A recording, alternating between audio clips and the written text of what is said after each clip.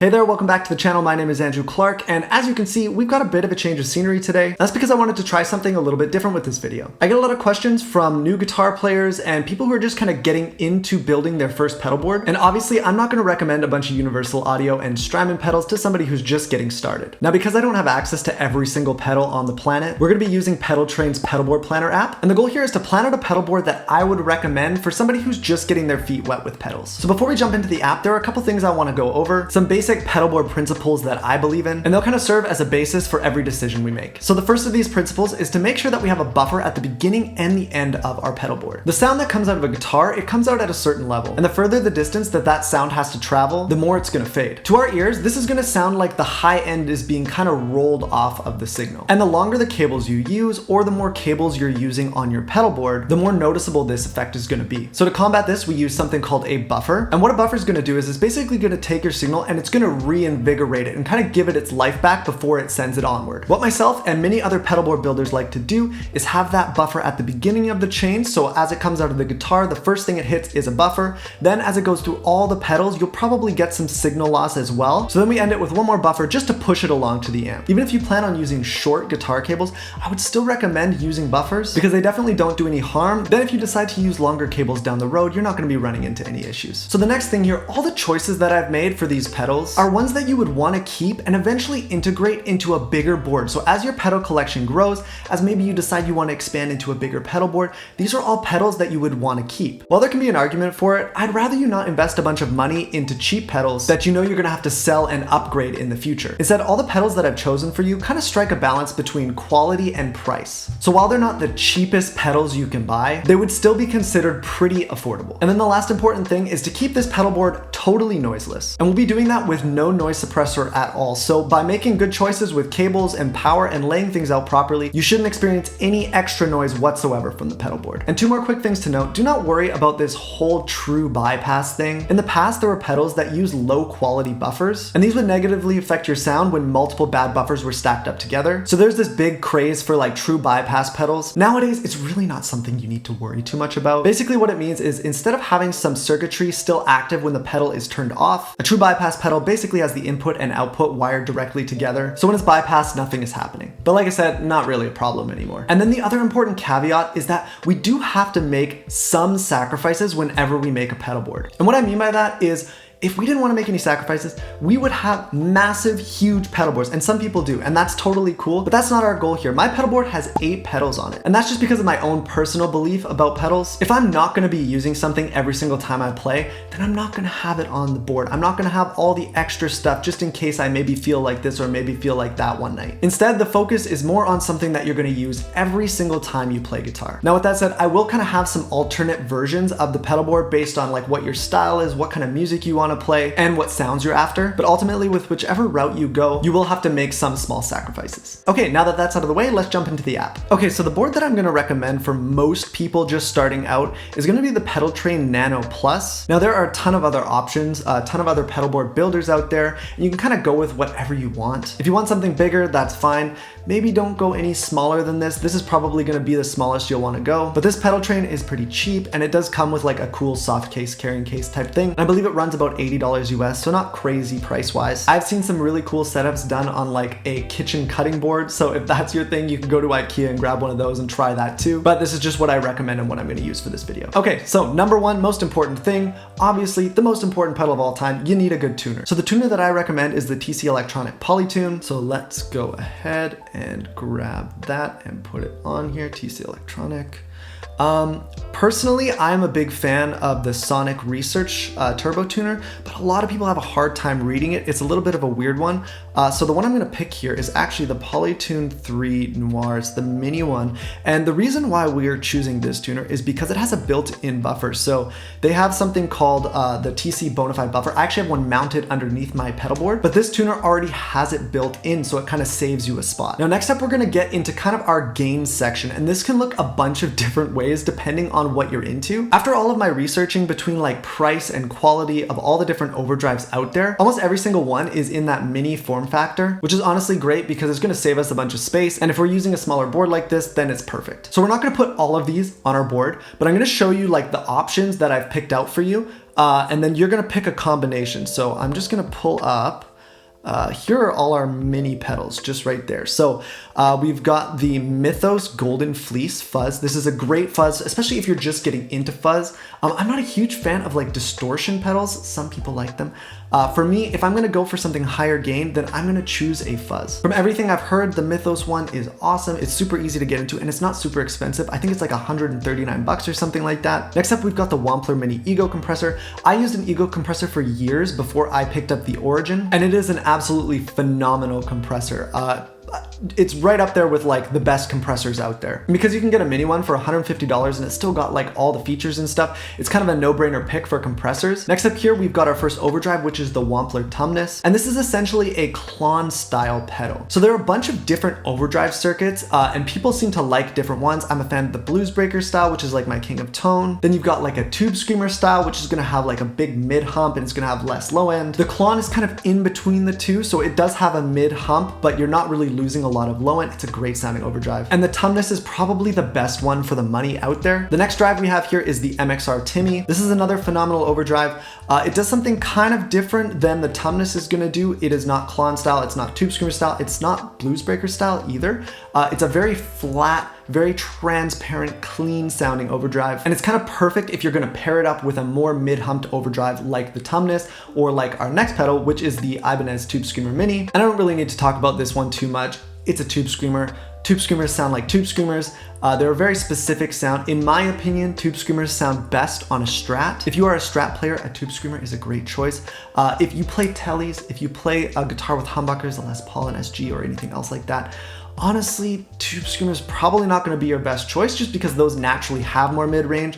So then a tube screamer is going to give it even more mid-range and you're just kind of getting out of control with your mid-range. But with that said, it can still kind of be a really good solo boost on those guitars anyway. It just kind of comes down to preference. So what we're going to do is we're going to choose 3 of these and it's totally up to you which 3 you choose. I don't think that there is a best combination necessarily. If you play a Strat or a Telly and you kind of like country and you like clean stuff, then I would probably consider grabbing the compressor. If you're looking for something higher gain, then obviously the Fuzz is a good choice. But something to think about too is when you have 2 overdrives together, you can stack them together to kind of get a higher gain sound. So if you decide to go with like the compressor and then the Tumnus and the Timmy, let's say, you can still get some really usable high gain sounds out of stacking them all. If you're using a guitar with lots of mid-range, so something with humbuckers, then I would suggest probably going with the MXR Timmy. I find that super transparent overdrives just sound amazing with humbuckers in most cases. Then yeah, if you're looking for like a more SRV style thing, or maybe you're really into John Mayer, if you're into John Mayer, then obviously you want to go with the compressor, you want to go with the Tumnus, and then you want to go with the Tube Screamer. Now, even though John Mayer doesn't really use a compressor, you can kind of use it as that initial boost that will then go into the clon style pedal, which is the Tumnus, and then the Tube Screamer, which is very John Mayer-y. Okay, so I'm gonna make my choice of the 3 that I would use if I were building this pedal board for myself.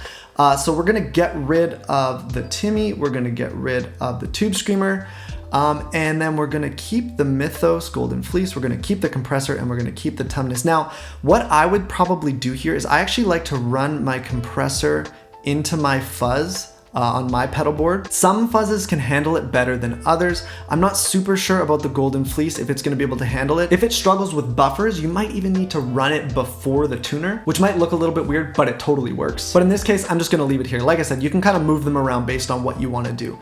Next up, we've got to talk about modulation. So I'm a recent modulation convert. Personally, I didn't use a ton of modulation for most of my guitar playing up until recently, but I know a lot of you guys out there love it. So if you want to use like tremolo, chorus, vibrato, univibe, phaser, flanger, then you kind of got to make a choice here. Because obviously we're not going to be able to fit that all on our board, but here's where I'm going to kind of make a weird recommendation. I actually recommend using a multi-modulation pedal. So some sort of pedal that's going to get you a bunch of different modulation sounds. And these can kind of get pricey, right? These can get up to like $300 or $400. But I think the best way to think about it is if you were going to buy all these effects individually, you're going to be spending $100 or $150 per pedal. And if that's only going to bring you one effect each, that's obviously going to get out of control pretty quick. So if you only plan on using one type of modulation, that's one thing. But in this case, we're gonna go for something that can do multiple types of modulation. So my choice here is actually from Boss. So I'm gonna go in here, we're gonna scroll down to Boss, and it is, I think it's called the MD200. So let's see, get down to where it is. Yeah, it's the MD200. So this can do a whole lot, and it's kind of maybe a little bit overkill for a board like this. Make sure we've got room for everything. I think we should. And this is going to give you access to pretty much every type of modulation out there. If you read, it does like 2 different kinds of chorus, it does flanger, phaser, another type of phaser, classic vibe, vibrato, tremolo, rotary, auto-wah, slicer, and overtone. I don't even know what those are. But Boss modulation effects are famously great sounding.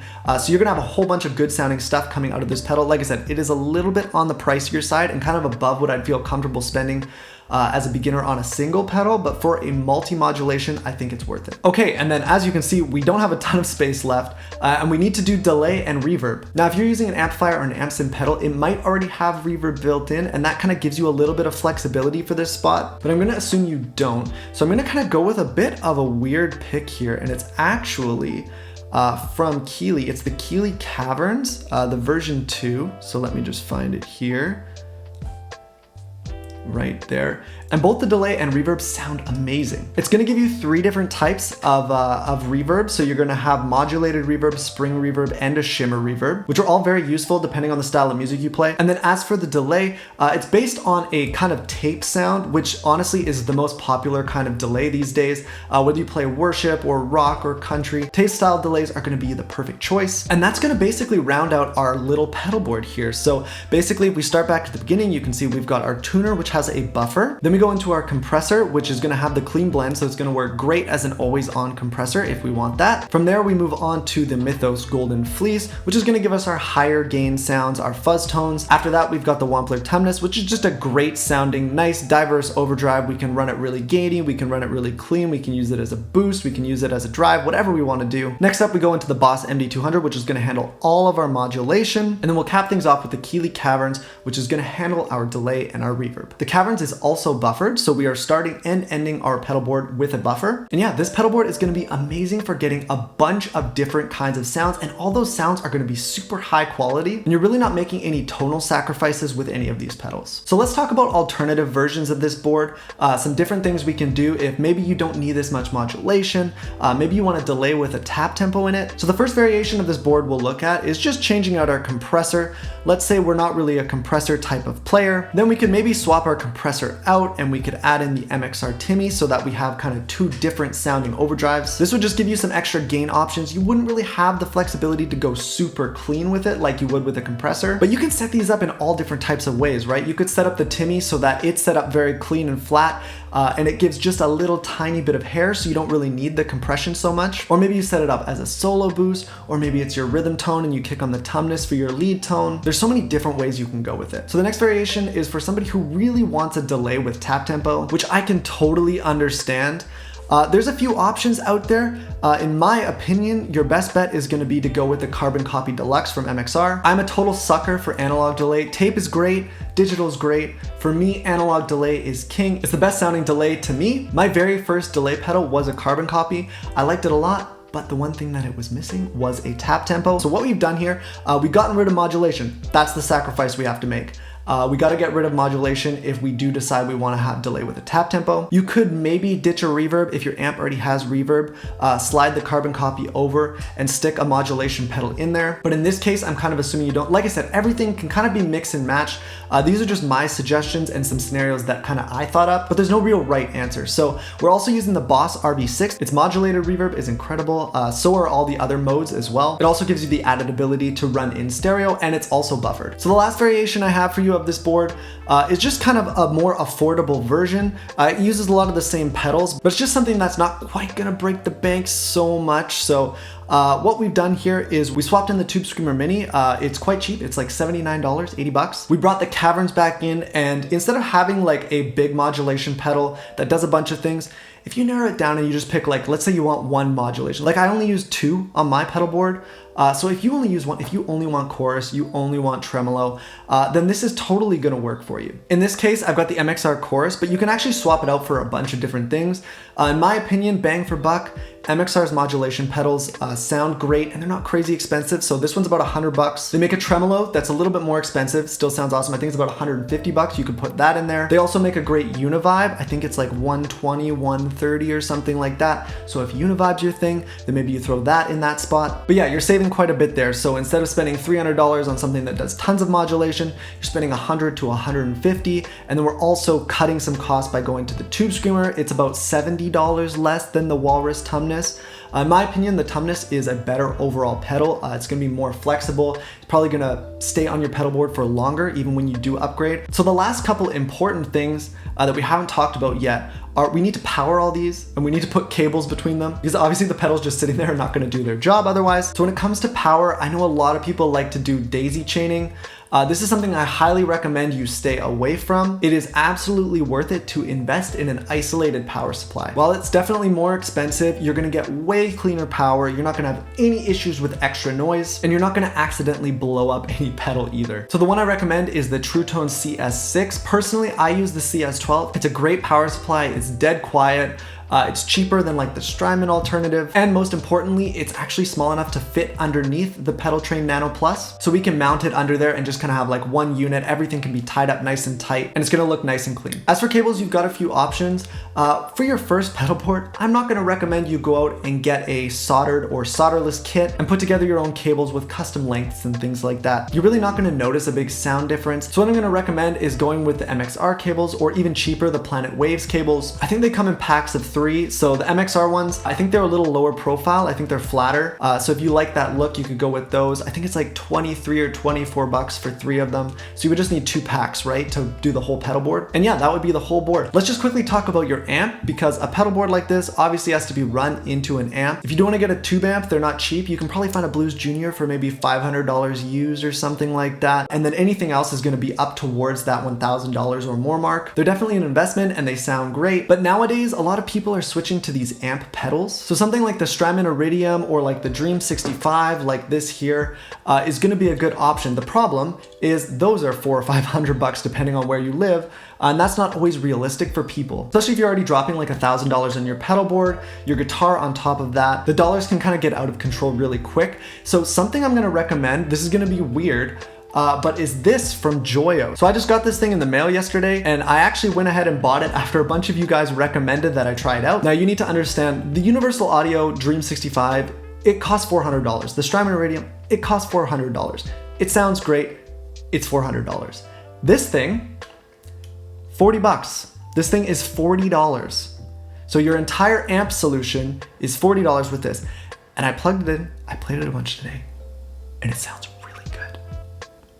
Honestly, it sounds really good. You can expect a full review and comparison of this pedal soon on my channel, so I don't want to totally spoil that, but if you are in the market, I can confidently say I do recommend this thing. If you don't want to spend a whole bunch of money on a tube amp, if you don't want to spend a whole bunch of money on an amp pedal, then this thing is a great place to get started. Maybe it's not your end game, but for $40, the value is insane. Just remember, for an amp pedal like this, you're not going to have a speaker, so you do need to set it up with headphones or run it into your computer or use some sort of monitor with it, but the convenience makes it a great choice. Okay, so finally, if you wanted the breakdown of like the total price of one of these pedal boards, what it would cost you to build one of these pedal boards, let's go back and let's start with the very first one that we built. So this board in total is going to run you $1,056.92 US. On top of that, you're going to need to buy the board, which is $79.99, power supply, which is $142.99, and the cables, which are about 50 bucks. For the version with no modulation and a tap tempo delay, you're going to be spending $940.91. Then on top of that, the pedal board, the cables, and the power supply. And then lastly, for the most affordable version, you're going to be spending $777 plus the price of the board, the cables, and the power supply. So if we throw this guy in there as well, and we go with the cheapest version of the pedal board that I recommended, with all the extras thrown in there, it's going to cost you $1,086.26. So I realized that this is not something that everybody can afford. And if you're just getting started playing guitar, you really shouldn't be investing a whole bunch of money anyway. This really is more for the guitar player who kind of knows they're going to stick with it,